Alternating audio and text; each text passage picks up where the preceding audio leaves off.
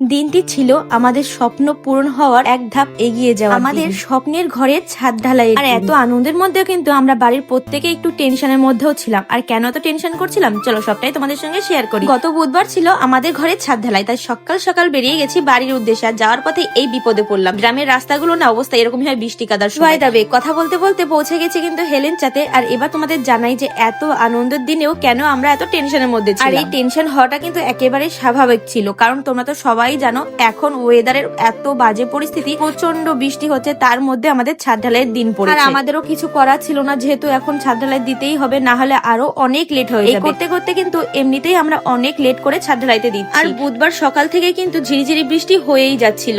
আর এদিকে ছাদ ঢালাই শুরুর আগে আমাদের ঘরের ছাদের উপরে যেহেতু পুজো দিতে হবে, তাই সবাই ছাতা মাথায় করে কিন্তু ছাদে চলে গেছিলাম পুজো দেওয়ার জন্য। কিন্তু জানি না এরপরে কি হবে, কারণ এত পরিমাণ দেখো বৃষ্টি শুরু হয়ে গেছে। আমরা তো সবাই খুব টেনশন করছিলাম আদৌ আজকে ছাদ ঢালটা হবে কিনা এই বিষয়ে, কারণ আজকে যদি মেশিন আবার ফেরত চলে যায়, আবার কবে মেশিন পাওয়া যাবে তারও কিন্তু কোনো ঠিক ঠিকানা নেই, কারণ সবসময় এইসব মেশিন অ্যাভেলেবেল থাকে না সব জায়গায়। আর আজকে এই বৃষ্টির জন্য কিন্তু সবাই খুব একটু টেনশনে পড়ে গেছিলাম। যাই হোক, ভগবানের নাম নিয়ে আমরা কিন্তু পুজোটা শুরু করে দিয়েছি। আর পুজো শেষ হলেই তারপরে কিন্তু ঢালাই আমাদের শুরু হয়ে যাবে। আমি আগে একটাই ছাদ ঢালাইয়ের ভিডিও পোস্ট করেছিলাম, একটা দাদাভাই একটা কমেন্ট করেছিল, সেই কমেন্টের আজকে এটা রিপ্লাই করব। দাদাভাইয়ের নাম বাপি দাস। দাদাভাই বলেছে, দিদি ভাই পুজোর থালাটা কি জুতো পরে নিয়ে আসছো? হ্যাঁ দাদাভাই, যখন আমি থালাটা ছাদে নিয়ে আসছিলাম আমার পায়ে জুতো ছিল, কারণ রড বাঁধা আছে আর গুণগুলো না পায়ের ভিতরে ঢুকে ঢুকে যাচ্ছিল, কিন্তু পুজো করার সময় কিন্তু আমার পায়ে জুতো ছিল না। যাই হোক, আমাদের কিন্তু ছাদ ঢালাই শুরু হয়ে গেছে। ঠাকুরের কৃপায় কোনো বৃষ্টি নামেনি, তাই তাড়াতাড়ি করে ছাদ ঢালাই দেওয়া হচ্ছিল। আর এখানে দেখো ট্রলি আনা হয়েছিল, যেগুলো ইলেকট্রিক মেশিনে চলে। এরকম ভাবে ছাদ ঢালাই কিন্তু আমি আগে কখনোই দেখিনি। আর আমাদের ছাদটা অনেকটাই বড় ছিল, আর যেহেতু বৃষ্টির ওয়েদার ছিল তার জন্যই এই ইলেকট্রিক ট্রলি আনা হয়েছিল, যাতে ছাদ ঢালাইটা আমাদের খুব তাড়াতাড়ি কমপ্লিট হয়ে যায়। আজকে কিন্তু আমাদের বাড়িতে একটু খাওয়া দাওয়ার আয়োজন করা ছিল, শুধুমাত্র মিস্ত্রিদের। ওরা বলেছিল আজকে ওরা একটু খাওয়া দাওয়া করতে চায়। সকাল সকাল কাকা আর তোমাদের দাদাভাই চলে গেছিল বাজার করতে। আর এখানে দেখো রান্নার তোড়জোড় কিন্তু খুব তাড়াতাড়ি শুরু হয়ে গেছে,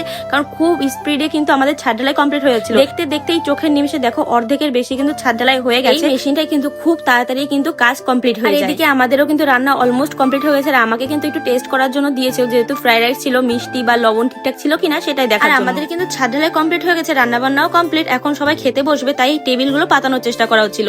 আর পায়াগুলো এত শক্ত হয়ে গেছিল, যেগুলো আমার বোন আর তোমাদের দাদাভাই মিলে খুলতেই পারছিল। অনেক কষ্ট করে খুলে পাতিয়ে দিয়েছে, আর সবাই খেতে বসে গেছে। আজকে কিন্তু আমাদের মেনুতে ছিল ফ্রাইড রাইস আর চিকেন কষা। আজকে কিন্তু খুব ভালোভাবেই আমাদের ছাদ ঢালাইটা কমপ্লিট হয়ে গেল। সবাই যে জিনিসটা নিয়ে আমরা ভয় পাচ্ছিলাম বৃষ্টি হবে কিনা, আজকে কিন্তু তেমন কোনো বৃষ্টি হয়নি।